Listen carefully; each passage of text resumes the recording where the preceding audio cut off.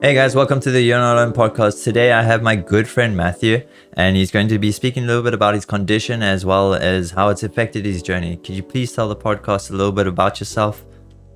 Good morning, viewers. My name is Matthew Buser.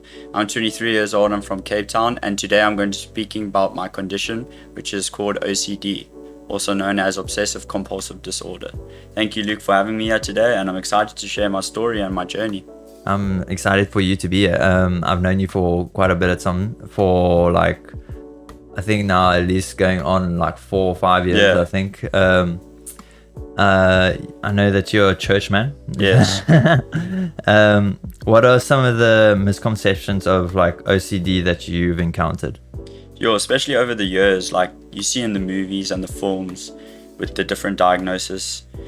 The misconceptions I've mostly encountered are like the fear of germs. So that's a type of OCD. It's not just OCD, but it's a type of OCD. Also the having things in a perfect line. That's perfectionism. A lot of people think that perfectionism is OCD, which it is not.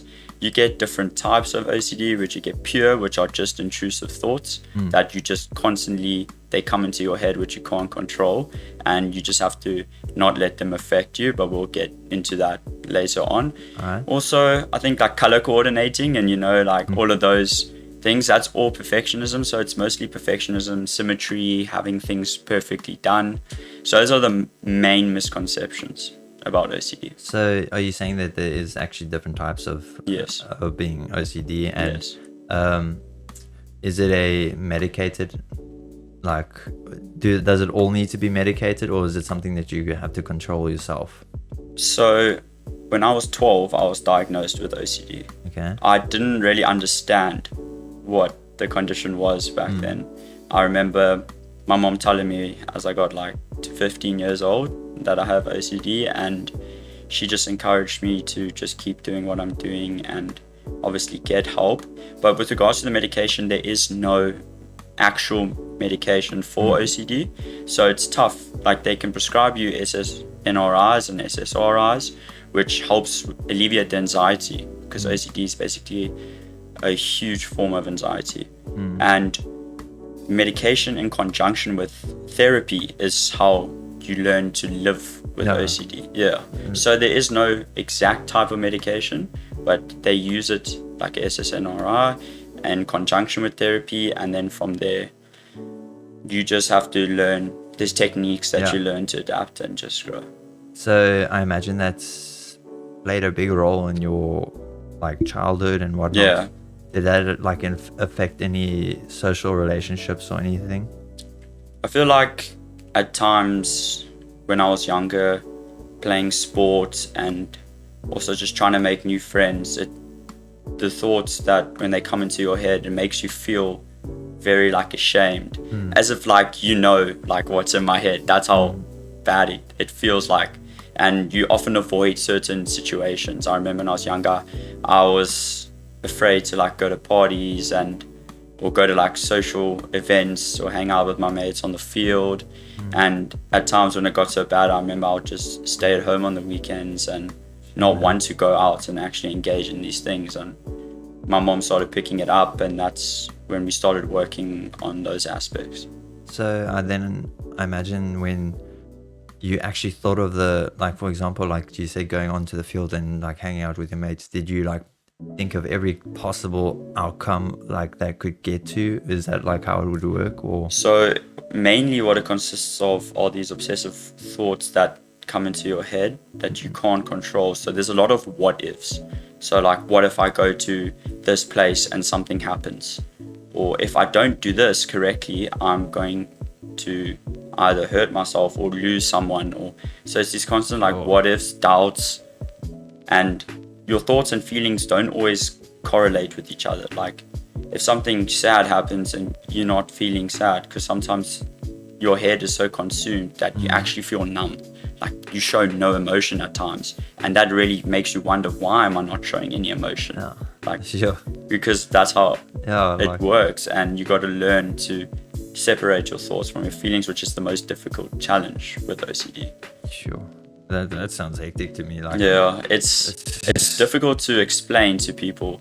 Like a lot of people think, obviously. And then OCD, like a lot, like you said, like a lot of people just think, no, you must have everything in order. Everything must be planned. Perfect. Which is, if you know me, you come into my room. So a lot of people that are watching this will know me. We come into my room's messy. Yeah. Like if you see my shoes in order, that's one thing. Everything else is a mess. And like I was speaking to my therapist, she's like, most people I see that have OCD are messy, untidy, and I'm like, that's me. Like I don't put anything in a straight line. Yeah. And so, but maybe it's, do you like having control of when it comes to your life? Like, yes, it's important to also, because you're trying to control the thoughts and trying to control your actions towards them. It's important that you have responsibilities and a routine and control, as in with your life, with your money, with your friends, with your family, with your mental health. So like obviously there's few factors that you can control, and then the ones you can't, you obviously can't control and just leave it in the hands. But OCD tries to control you, so that's what it does. It's basically trying to control, manipulate you. Yeah. So it's very debilitating. That's the word I would describe it as. Tiring, debilitating. Yeah. So when it comes to actually getting to an OCD situation, like what are some of the methods that you use to just like calm yourself? And yeah, there are a few. I know the ones that work for me personally when I started, once I had my flare up, because when I was younger it was there, and then you like live with it, and then certain events and triggers can make it relapse and come back. So recently it came back pretty badly, and then what has helped me a lot these last few months, it's been tough, but meditation has helped me. Just you don't have to like go do like it's just sitting in it's just being present, just taking time. It can be like 10 minutes, 15 minutes, just whatever. You can put some quiet music and you just sit outside and you just in your own thoughts. You can close your eyes, or you can look at your surroundings and you just be in the moment, and you just sit there and just appreciate everything that's around you. And like you'll feel like the thoughts don't even exist because you're not reacting, you're not doing anything, you're just sitting in the moment. That helps a lot. Also daily exercise, obviously. Gotta get those endorphins. Exactly. So running, surfing, swimming, all of those type of activities, it's all nice to just exercise and release the stress. Also journaling. When I started journaling, actually, I didn't usually do it when I was younger. I feel like I had no time to sit down and journal. But now, just to understand your thought processes, you don't have to journal the intrusive thoughts, but journal the other thoughts. Because with OCD, it feels like you only have like 5 thoughts a day when you have like, millions. So, but that's how it feels, because they're consuming your whole day.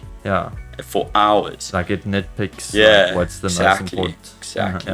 But when you're like doing something fun, if you're out with friends, like, and you're in the moment, you don't think about anything. Like they're not there. And then when you go home and lay your head on the pillow, then it comes like that. You just write down your whole day. Like, oh my gosh, I did that. But when you journal, and I actually realized when you actually journal and you're thinking about the other things and you're feeling the other emotions, then you can actually understand. You see, it's not just that one thought. It's actually there's other emotions and other feelings. And then obviously you can also write down like your behavior, what you did today. Certain things might be, if you didn't do as much today, then it's obviously you're going to feel not as good. If you did a lot in that day, or did stuff that make you happy, or even just helping others, you might realize that you felt way more happier, way more better of yourself and just others. So definitely journaling, meditation, exercise, and also support. I feel like that's probably the biggest one, is opening up to friends about the condition. I know I didn't like to tell a lot of people. Probably not people know this about me. I think only like my closest friends know this about me and my family. It's not something that's nice to explain. Because the thoughts can be so dark that if I tell you like some of my thoughts, you're gonna like run away. But it's not like I want them. But well, I mean, at the same time, you must remember, I can't tell you how honored people feel when you tell people that you actually struggle through something and stuff. Because at the same time, you had the courage to tell like someone, and you just like, I don't know, some people just like blow it off and just say like, okay, yeah, Matthew's got OCD or like ever. Yeah. But it, like for me, for instance, like for you to say something like that, like you said, like only your close people know, or I still feel honored that you Nice. told me. Like, Yeah. No. it's important to actually have people in your life that actually want to Yeah. For sure. rather listen than Yeah. actually just say like, oh no, don't worry, bro, you'll get through it. Yeah. So I remember like I told a lot of people, and some people have said like, yeah, just forget about those thoughts, and I'm like, that's probably the worst thing to say to anyone that's suffering with mental illness. Like, if I could forget about it, I would. Yeah. But yeah. If you're thirsty, just drink water. Yeah, no, it's chilled. But you're going to be thirsty again and Yeah. again. So it's like a continuous process.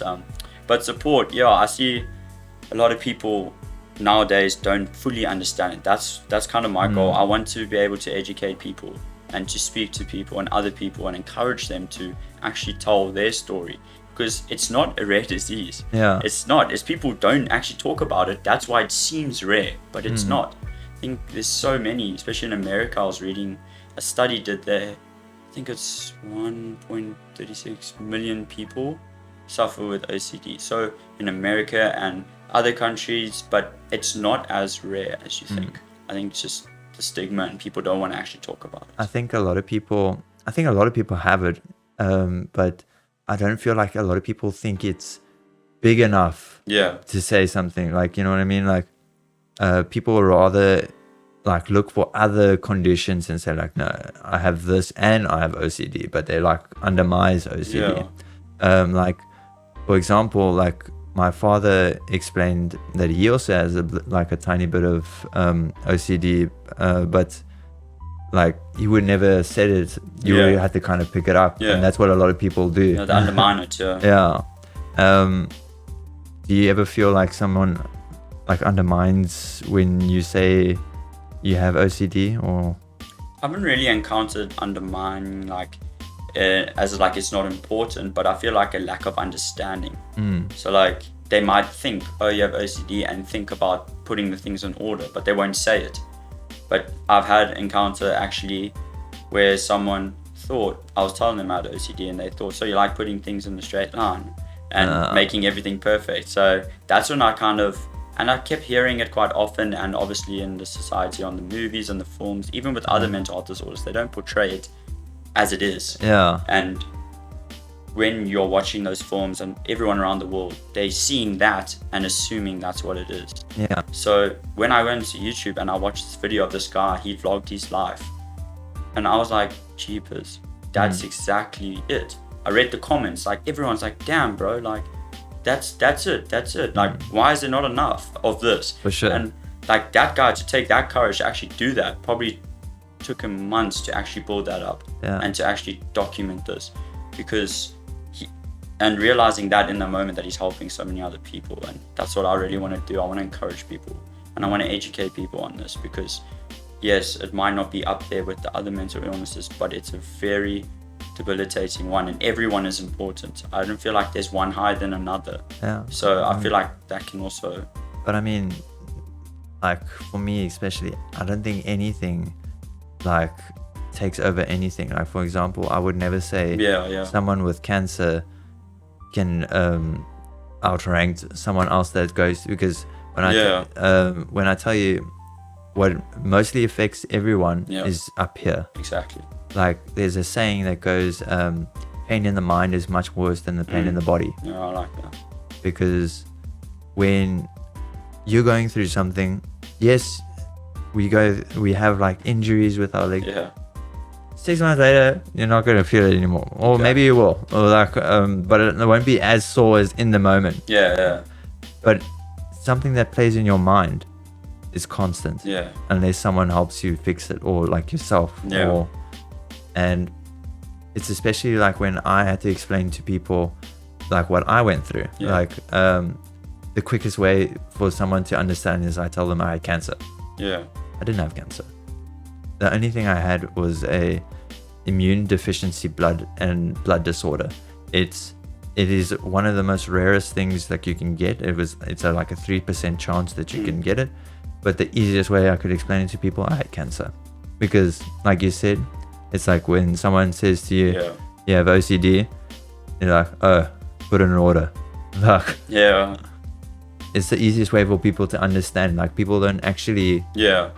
think about like, how does that affect you? Yeah. Because I imagine having OCD, it affects differently to different people. Yes. Like, so it's, I want to say it's not having the maturity to actually ask you, how does it affect you, rather than Mm. in order. Yeah. It's like, Yeah, no. Especially with like an episode that happened, like when I lost my contract for my previous job. mm, Like that's when it all started again, because that major incident kind of triggered the anxiety, and the anxiety triggers the thoughts, and the OCD is triggered by anxiety and the thoughts. So then from when I lost that job, I wanted to leave anyways, but yeah. It's just the seeing it like, oh, now I'm actually done, and then that sense of security now, knowing like you don't have any support, like financially. I mean, it's not like I had loads of bills to pay, but it's just that major episode, that feeling led to other thoughts and other types of obsessions. So basically obsessive compulsive disorder. So you obsess over something. So I was obsessing about finding a new job. So I'd like scour all over the internet for interviews, and I'm like, I'm driving myself mad here. Like I would apply for like 50 jobs a day just because I was so like anxious, and I would go through interviews, and I would sit in the interviews with these thoughts, and I would have to like some interview I couldn't even do it. Like I was like, I just have to like take a step back and actually try and just cope a bit better with this. And then once it started getting a bit better, then I started being more persistent and comfortable and also confident in myself. And then when I got my job, the anxiety kind of started slowly going down, and that's when you can kind of work on the OCD. But then it will always find something else to grab onto. So if it's not my job, it's my self-image, it's my health, it will worry about something that's very close to you. So like your family, your religion, those thoughts will come from various things that are very close to you, and it will try like torment you. And so I mean, it sounds like someone like in the back there just it's like, literally it's like another version of you, but the opposite of you, trying to tell you things. And like even I speak to myself sometimes. The best way is to like tell yourself like, hey Matthew, you know, I'm having this thought, but I don't like it, and I'm not going to let it affect me. So let's just keep doing what we're doing. And that helped me a lot, because you speaking. Some people think you're crazy when you say this. Like you speak to yourself. Me, I do it on the daily. Like I literally say, okay, Luke, we are doing this now. Like focus. Like even when I do my podcast, before anyone comes, I say, okay, Luke, we need to get the lights. We need to sort out everything. We need to do everything. And it helps you, because at the same time you're doing almost like a checklist with yourself. Like, exactly. And being honest with yourself. Like, I want to do this, but it's not right for me. Like, and I want to say this, but it's not honest. Like, and it's good to do that. A lot of people, like, yes, I understand some people, when you're like speaking in the open about it, like talking to yourself, yes, I can see when people say like, oh, he's a bit nuts, like like, but I mean, who cares what other people think? If it helps you, then do it. Like, I mean, like the toughest thing is, you obviously with most mental health, but there are a bit of signs. But I'm saying, if you walk past someone, or if you hang out with someone that you just met for like a few hours, like it depends. If you have OCD, you can sometimes tell, but people that don't have OCD, it will be very difficult for them to tell, understand. And I feel like also, it's not like you'll meet someone, they'll just tell you straight up. And like there are signs, but people won't pick it up unless someone maybe with OCD does have the condition and knows certain signs. And so I feel like also another big part is actually the prioritization of tasks, especially with my work. Like when I get a lot of tasks today, and they're all like, some are harder to do than others, I struggle to kind of choose which one to put first. And like sometimes I'll be like jumping back and forth when I Yeah. need to. Which That's one's why- more important? Yeah. And you like kind of like try to break it down, and that's why I usually start with the harder ones first and get that out the way, so that if I do like dabble on the easier ones, it will take me less time. So I think prioritization is actually a tough thing to do. Have you ever found that OCD is ever helped you?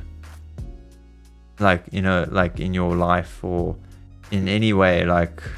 I feel like looking back, I've made obviously some bad choices and mistakes that I've made from the OCD, obviously, with not going to certain places or letting the thoughts get to me and doing actions on those thoughts. Like a lot of frustration comes.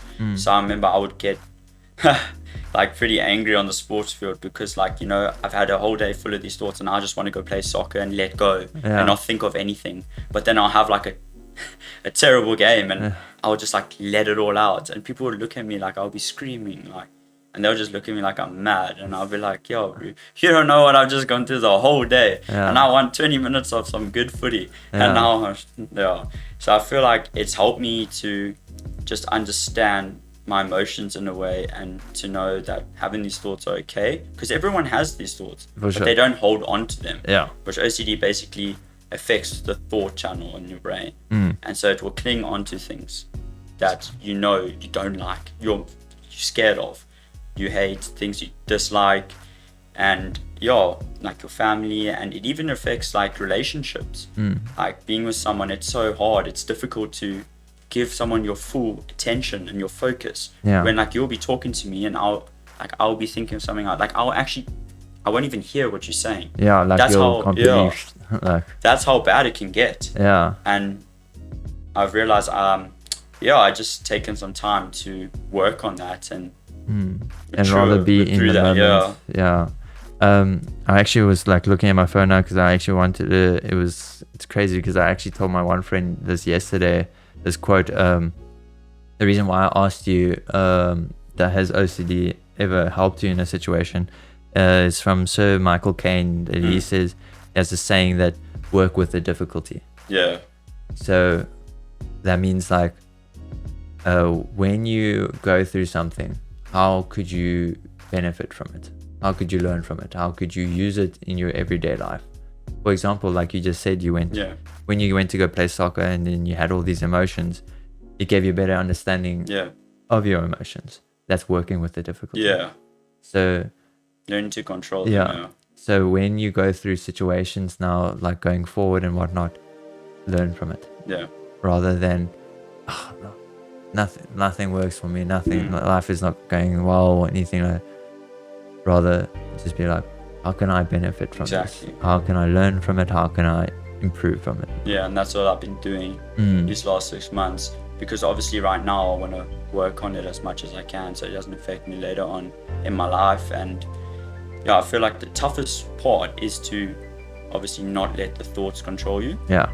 But that's the most difficult thing with OCD, because they question, like you'll question, why am I having these thoughts? And then when you do that, it holds on to it.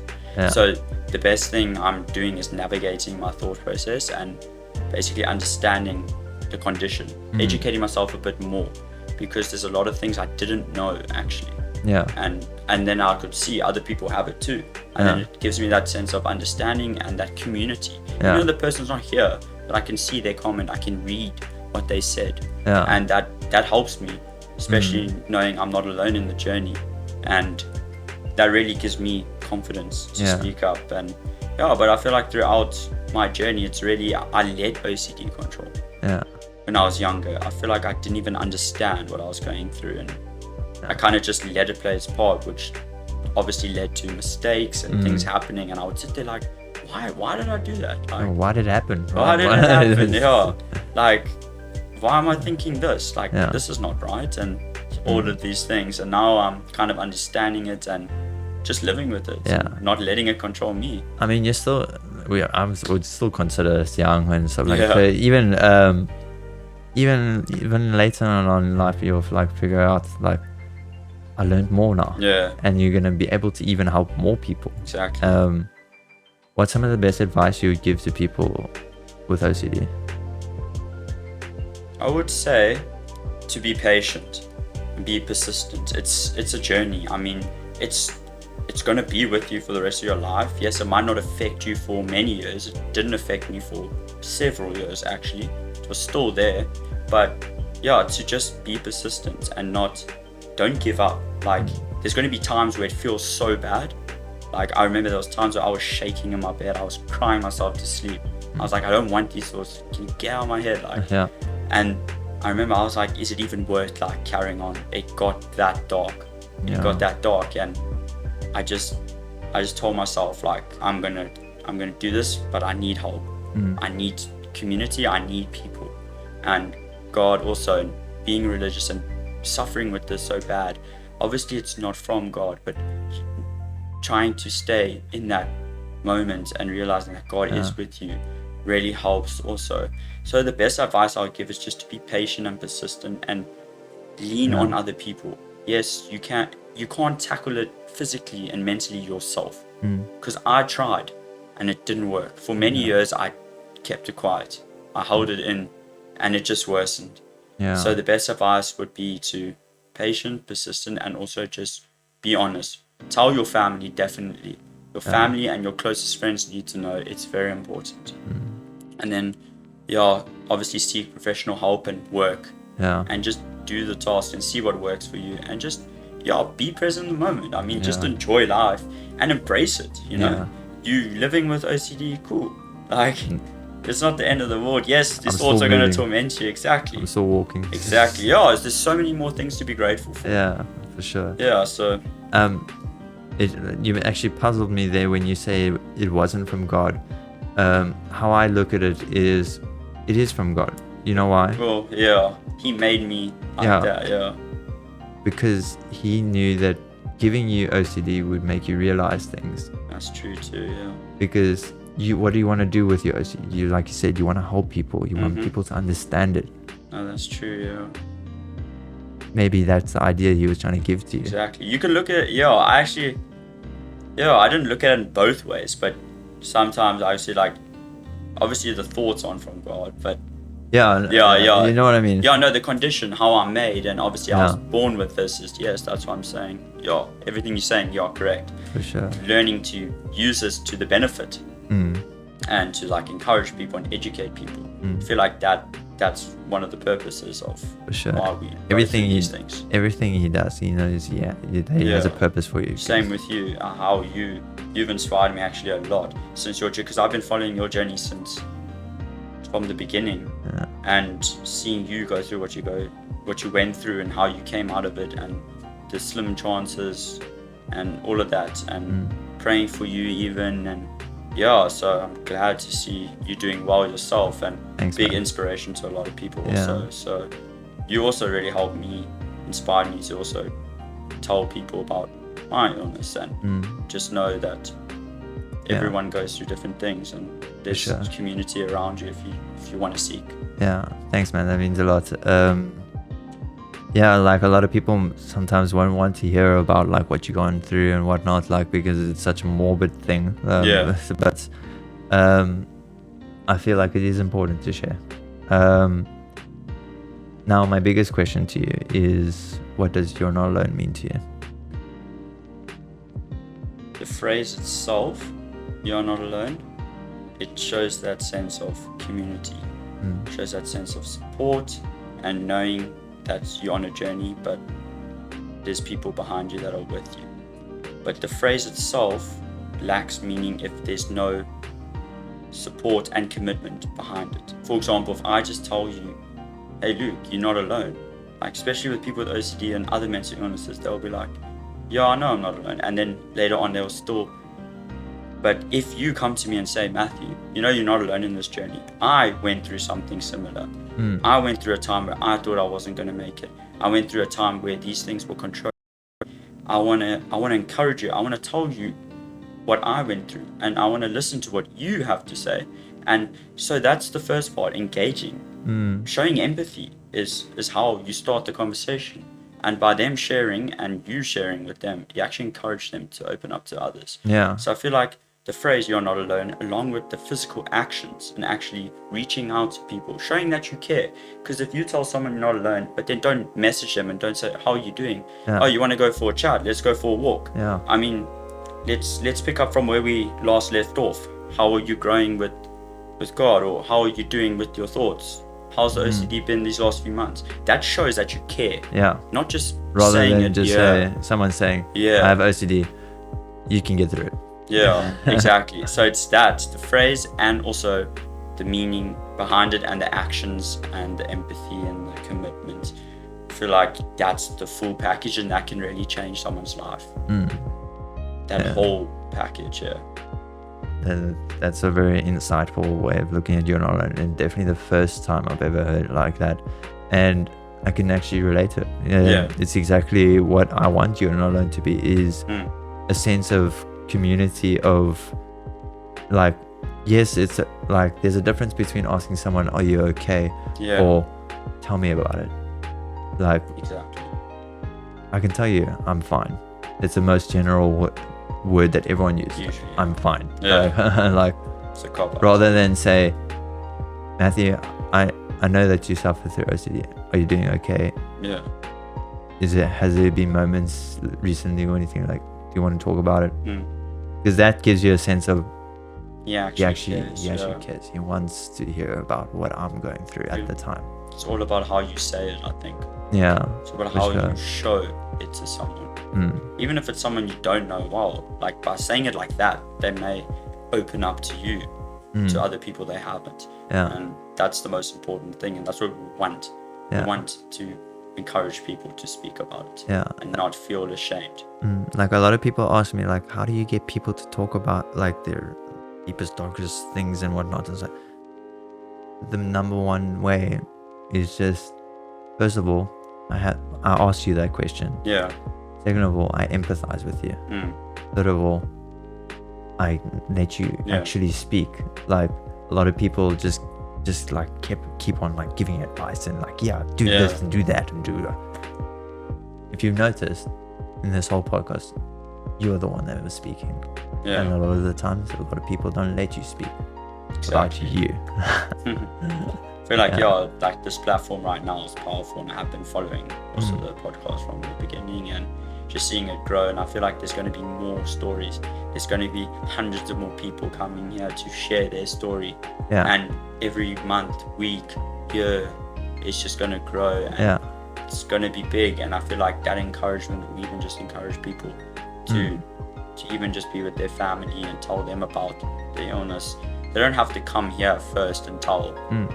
I feel like it's more important to tell people that are closest to you. And when you're ready and feel comfortable, I don't just feel like you should just, when you get diagnosed with something, straight away you should just run to the internet. Yeah. No, like me, I've been diagnosed since I was 12. Yeah. I mean, I could have started my own YouTube channel. Yeah. Like living with OCD. But I didn't want to, because I know. Because you feel uncomfortable. I felt uncomfortable. I felt ashamed, embarrassed, lonely. Like, I didn't even want to live with it. Like, I wanted to, like, just live a normal life. And then I realized I'm going to have to live with this. And now I'm ready, and I'm at that age where I'm mature enough to say, and not ashamed. I'm not ashamed. I'm not embarrassed. And I feel like this feels right. If you get me. I thank you so much for joining us on this podcast, Matthew. And thank you for sharing your insight with OCD and giving people hope with your condition. And I hope in the future that you have even better understanding and helping more people and doing all this. And I think just doing this video alone, you're going to help so many people. And I wish you all the best, and I pray for you. Thank you. Yeah, no, thank you for having me here today. It's been an honor. Like, this is so nice, just being able to have a conversation with you and just talking normally. Yeah. You know, it's not easy to always get people that understand and that are empathetic and want to know more. And so I hope this video just encourages everyone that's watching it to come and talk about anything they're going through, any mental illness, from OCD to depression to anxiety, through all of it. Yeah. I mean, it's not easy, but you just got to keep working. And For sure. Sure. Thanks, guys, for joining the podcast. And please don't forget to like and subscribe, and we'll check you next time. Cheers.